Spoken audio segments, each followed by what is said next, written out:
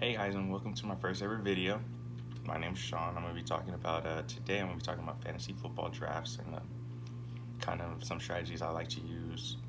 I'm not going to do an entire draft, I just want to do the first few picks, just kind of give you an idea of how I like to get things going and sort of my strategies, and hopefully you can pick some stuff up from it and you enjoy what you hear and come back for some more later on. So let's go ahead and get started. I have the third pick in this draft. It is a 10-team PPR format on ESPN. It's a fantasy draft, website.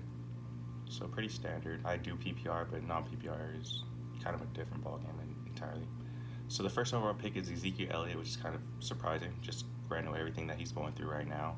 But probably a Cowboys fan. Second pick was Christian McCaffrey. Wow, so I'm at the third pick. I am elated to see that Saquon Barkley's still on the board. So yeah, that'll be who I take with that pick. He's my number one running back in almost every, by far. He's the best running back I think in the league, and so he's gonna have the best numbers in my opinion. I would have taken him number one overall every 10 out of 10 times this year. So I'm very sad that he fell to me at number 3. With the fourth pick, I feel like the picks 1 through 4 kind of pretty much a lock. Should be Alvin Kamara here, probably without much hesitation. So this leads me to believe this guy's probably left the draft room or whatever. His probably draft all or take all the way down to zeros, which is kind of annoying, but it is what it is. After the fourth pick, this is when things start to get a little interesting for me. 5 through 8 for me, 5 through 9 for me is pretty much. Let me explain what I mean. 5 and 6, I probably wouldn't go running back just because I don't necessarily trust Le'Veon Bell, because I have a bit of a sour taste in my mouth from what happened previous years and how he just kind of hasn't been available. I know he's an amazing talent, but he just hasn't been there, and people will be wasting high picks on him, and he doesn't pan out. So I have my thoughts on him, but if you want to take him 5th overall, it's probably not a bad idea. Melvin Gordon, I'm just concerned with him holding out a camp and the chemistry's deal, and I don't know. I like my players to be in camp. I like my first overall pick to be there. You know what I mean? So as we know, Alvin Kamara went 4th overall. Then this is where things start to get interesting for me. Is like I said, I'd probably go receiver here.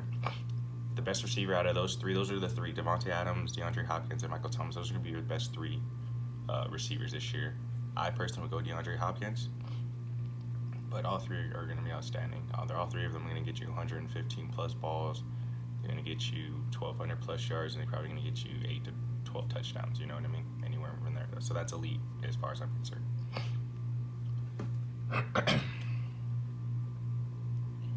After that, we're still doing this whole waiting deal.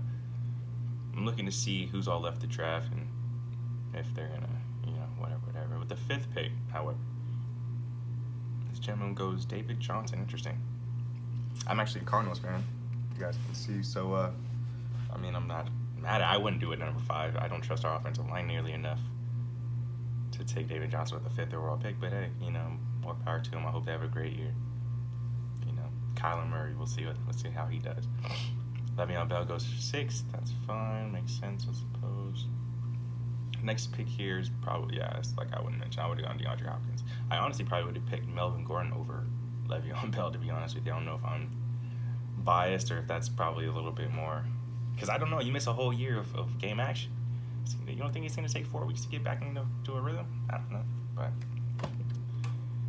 nonetheless, Michael Thomas goes 8 overall. So Devontae Adams goes 3rd of those 3. Like I said, those are pretty much pick-ems. But Devontae Adams, he did well for me last year.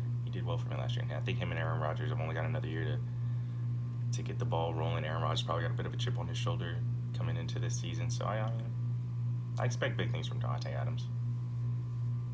But yeah, like I said, I would just call him DeAndre Hopkins because I don't think he's dropped a ball in 2 years or something crazy like that. So that's just my favorite receiver, I think. But anyways, we're waiting on this gentleman here. Don't want to butcher his name, so we're going to say, this is Melvin Gordon to pick there. That's got to be the pick.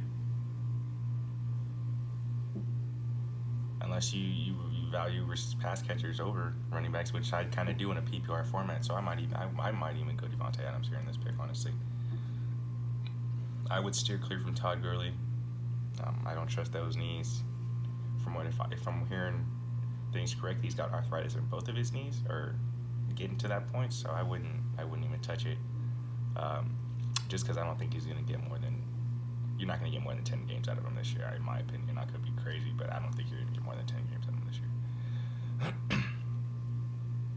James Carden, I'm looking forward to looking at, seeing if he can duplicate what he was able to do last year. Towards the end of the season, he started falling off a bit, so we'll see. Okay, but it went Melvin Gordon, Devontae Adams, started the second round. Todd Gurley, oof. Hey, all right. Todd Gurley, Julio Jones, that's about right. Now we get into Travis Kelce. That's probably to be the pick here, because I think he's gonna have equivalent year to Odell Beckham. I don't know if Odell is an outstanding talent. Don't get me wrong. That catch was incredible, but I just think that he's a very combustible person, and if he's not, I don't think he really truly wants to live in Cleveland, Ohio. No offense, and I don't think as opposed to New York, and I don't think that he's gonna be. And I think that he's emotional enough to where certain things aren't lining up, and his spirit's not necessarily where he wants to be, and he's not thinking, his head's not where it needs to be. He will combust pretty quickly if history tells us anything. So we'll see. I know Baker Mayfield's a great leader, but the first sense of Odell not getting in his way and throwing a temper tantrum, we'll see what Baker how he handles that. But anyways, it's my pick now. I've got the 8th pick in the second round. I go Antonio Brown here just because I feel like he's probably the best player on the draft board. The first few picks I like to go best available. That's usually my strategy. I mean, of course, there's different variables that play into it, but I just thought that Antonio Brown was the best player on the board at that moment. I think he's going to have a better year than Keenan Allen or Mike Evans. I don't trust Dalvin Cook. It's hard for me to trust knee injuries with running backs. Like, I know Adrian Peterson's a whole different animal, but you catch a knee injury as a running back, it just frightens me. It frightens me. So I tend to stay away from players like that. And then here I go again. I'm the 3rd pick in the 3rd round. I look at my team. I see I've got a running back. I'm trying to check out what bye weeks I have. So a running back at week 11 bye. I've got a receiver at week 6 bye. So I see Mike Evans has week 7 bye. So we're still not overlapping at all. I think Mike Evans is an extreme talent. Big boy, can catch the ball from, it seems, and whoever's back there throwing it to him. So I go Mike Evans here. I trust him. I trust him more than I trust Amari Cooper. Then you fall into those tight ends. Now Zach Ertz is Carson Wentz's favorite target, so he's going to give you big numbers. Greg Kittle, he's a beast, man. Sleep on him if you want to be. That kid is a beast. He is going to the 49ers in general are probably going to be a problem. Coming from a Cardinals fan who made a pretty dumb bet last year. The 49ers are going to be good. Jimmy G can stay upright. They're going to be good. But anyways, we're flowing. Devontae Freeman just went in the 3rd round. I didn't see. That's a stretch. That's a bit of a stretch for me. But hey, I mean, without Tevin Coleman there to spell him, I know they have Ito Smith, but Devontae Freeman is not going to give you 200 rushes. You know what I'm saying? Like, that's a high pick for him. But anyways, I'm scrolling down to see what more is available down here. For the last pick of the 3rd round, so I'll be picking 8th in the 4th round. So that's about the 48th pick, I think, in the draft. 38th pick, maybe? 38th, I'm tripping, 38th. So, Julian Edelman, Adam Thielen, AJ Green in this position. Well, if you've been paying attention, Julian Edelman broke his thumb recently, so he'll probably miss the first week at least. Same for AJ Green. AJ Green just tore some ligaments in his foot, so he'll miss the first.